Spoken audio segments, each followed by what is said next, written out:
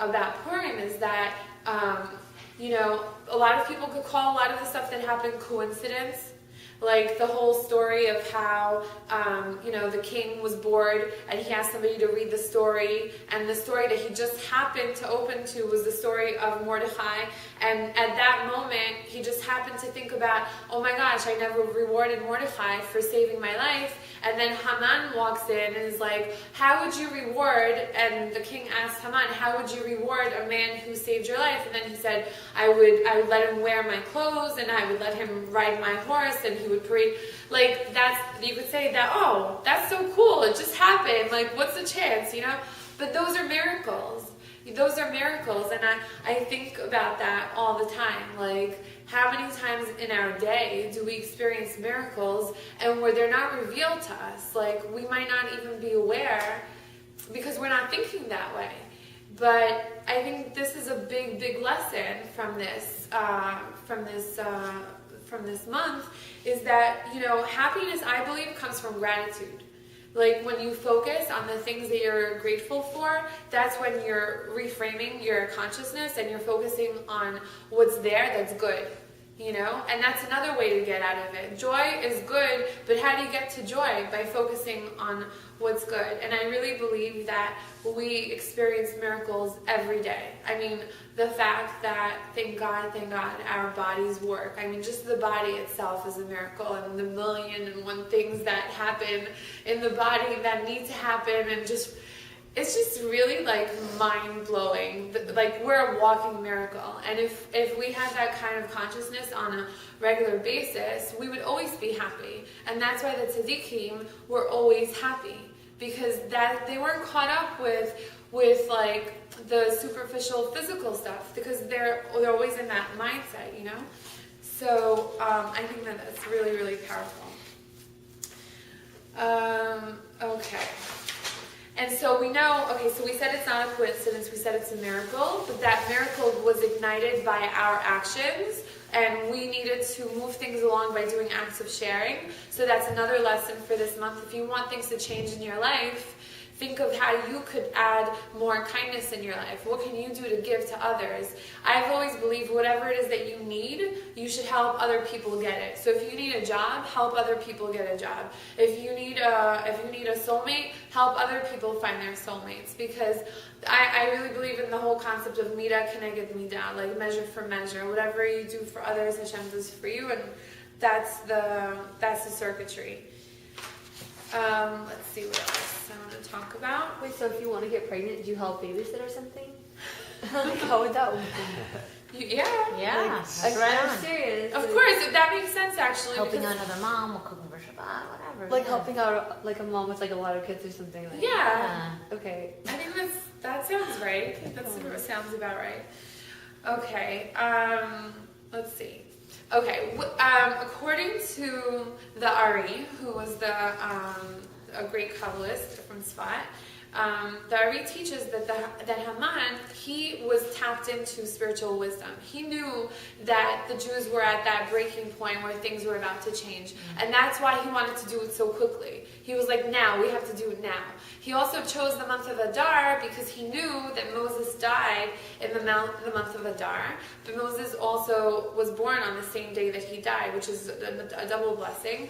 But in Jewish tradition, we believe that when a tzaddik dies, that brings in a lot of light into the world, because he atones for the sins of his community. So we actually celebrate the life of that person on the death anniversary, which we usually call the Yula.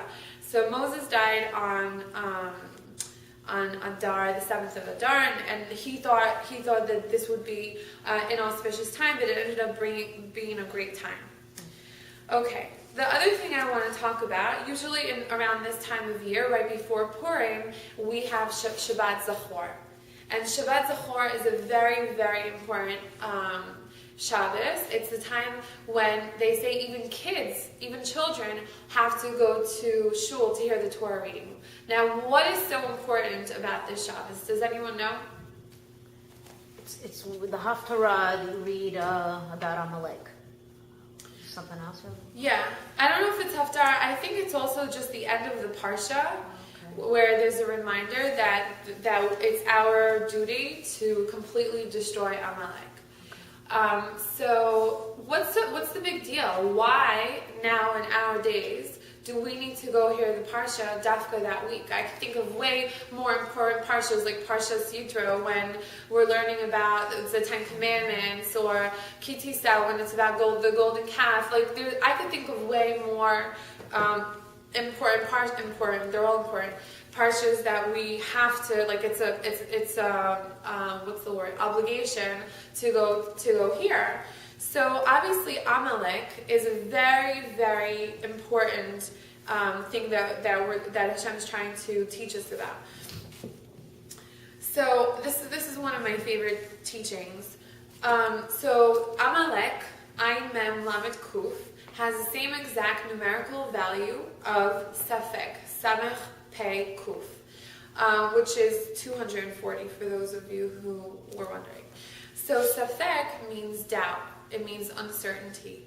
And that's what we're coming up against. So when we're talking about Amalek right now, and we know that Haman also was an Agagite. Agagite was a descendant of Amalek. So we know Haman came from the tribe of Amalek. So it's not just about the actual physical sort of manifestation of those people, but it's about a consciousness, Amalek consciousness. What are we talking about? So when things have a shared numerical value, it means that there's something there that we need to discover. So what we learn from Kabbalah is that the world, like the whole fight between light and darkness, is all about the fight between certainty and uncertainty. Certainty and doubt. And what are we doubting? What are we having certainty in? Anybody want to take a crack at it before I give it away? I want to actually, can I talk about the Amalek thing for a second? Yeah. Is it kind of like a symbol for like chametz or something in a way? Like when we talk about Pesach and like getting rid of the chametz, it's like chametz equals ego. Is there anything that has to do with like Amalek here in terms of like getting rid, like destroying Amalek, the darkness versus light? Like, so is that like, well, what is that? How does it interpret relate to our I think that's really cool that you brought that up. I think Pesach is definitely very similar to this month. Like there's tons of parallels, the miracles, the letters. There's just a lot of different things that they match up because it's the first and the last. So of course they're going to have a connection. But I think Pesach is about ego. But this is not about ego. This is about our connection with Hashem. This is about emunah. This is about bitachon. Because what are we having certainty about? What is it that, Jenny, do you want to take a crack at it? What do you think? I think it's what you said before, which is like certainty that like the light, that like it's all fueled by goodness, that the light will come, that like it's going to be springtime, it will get warm, it can get better. Yeah, exactly. And that's what happens. So many people lose that. So many people lose that. Everyone gets so bogged down by just what's there right now, what's in front of you right now, that they don't see beyond that.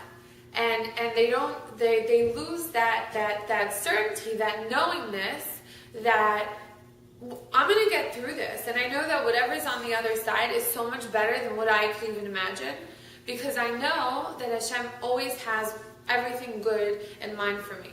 Even if I can't see it right now, but I'm gonna keep walking through. I'm gonna keep just steering ahead as if everything is gonna work out, and then it will. And I know that it's hard, but that's what we have special access to this month. This is the month where the work becomes easier.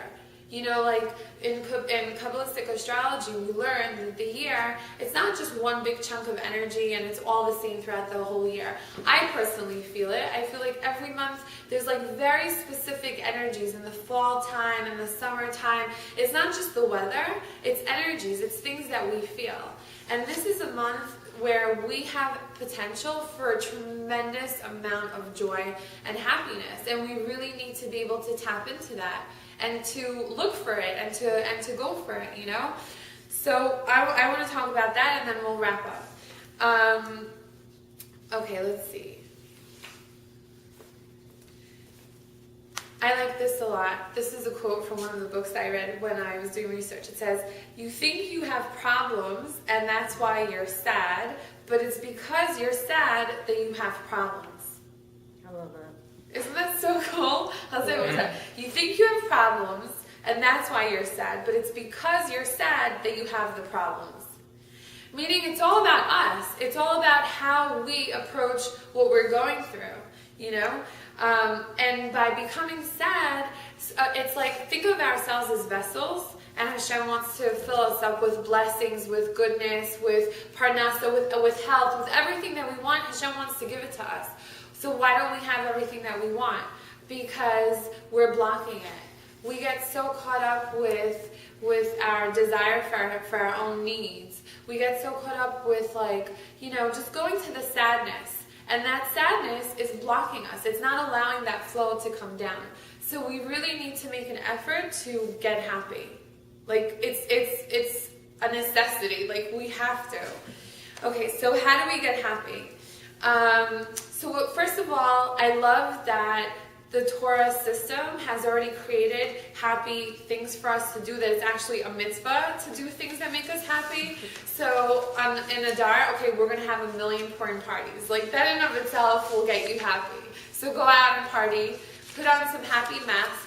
And, you know, what is Purim all about? What is the whole point of putting on costumes? That you're not stuck in yourself anymore. You're letting all that go, and you're exploring like a new persona or whatever. You know, they say you're supposed to get so drunk where, like, you can't tell the difference between Baruch, Mordechai, and Nahul, Haman. Like, you can't tell the difference between Mordechai and Haman. And what does that mean? It means, like, there's no right or wrong. It's sort of like you're pressing, I've always seen it as like pressing the reset button on yourself. Like, could you imagine if you could just press the reset button and just like start from scratch? Because think of it, this is the end of the year. It's the end of the year. Nisan is a whole new energy. Nisan is called the baby of the zodiac. It's the first sign. Everything's starting new. So this is the time to just, like, you know what? It's the buildup of everything that happened up until now. Enjoy it, celebrate yourself, and allow yourself to start from scratch. Okay. What else? Okay. So this was another thing that I really loved when I was learning this. Accept that it's okay to have darkness. Like, don't feel like you need to escape it. Like, you need to face it. You need to embrace joy in your life. But you also need to accept that every single person on this planet has good and bad. And even, like, the people that look like they're super happy, or the ones that are the tzaddikim that you think, oh my gosh, they would never do anything. Everybody has something bad. And I was learning this about the Rav Chaim Vital, and I was like, I have to share this with you. So the Ari said to Rav Chaim Vital, he said, the more you grow, the more connected you become to Hashem, the more the darkness inside of you, it will become more difficult.